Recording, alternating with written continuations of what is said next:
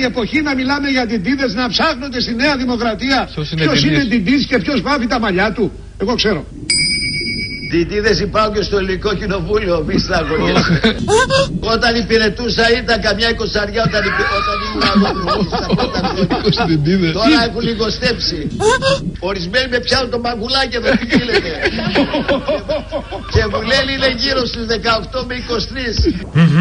Καθόμουν δίπλα από έναν κύριο, συνάδελφο, μου λέει το βράδυ τι έχεις να κάνεις στο διάλειμμα.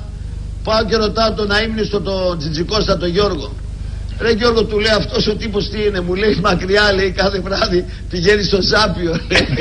Άλλαξα κάθισμα μόλις απλάνισε η Βουλή.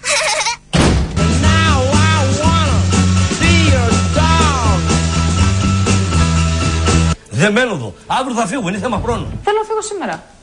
Εγώ στη Λάκη θα φύγω την Κυριακή. Δεν με κρατάει τίποτα. Δεν είμαι με τα καλά μου, γι' αυτό θέλω να φύγω.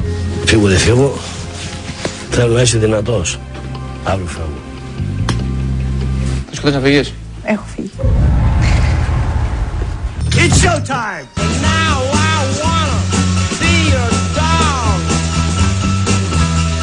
Έχουμε σήμερα τι, έχουμε την έκλειψη ηλίου. Θα πάρετε ένα ζευγάρι καλά γυαλιά και μπορείτε να κοιτάξετε με καλά γυαλιά. Βάλτε τα γυαλιά σας, προστατέψτε κυρίως τα μικρά παιδιά. Όχι με γυμνό μάτι, τον ήλιο, ούτε με γυαλιά ηλίου.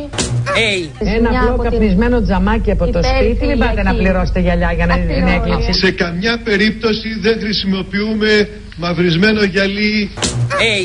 Ή γυαλιά ηλίου φοράς ή ένα καπνισμένο γυαλάκι. Σε καμία περίπτωση μην παρακολουθήσετε την μερική έκλειψη ηλίου μέσα από τζαμάκια.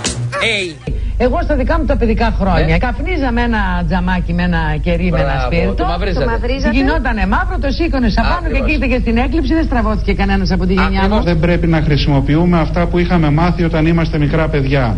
Καπνισμένα γυαλιά. Πρέπει να πούμε ότι μόνον με τέτοια μπορούμε να δούμε τον ήλιο.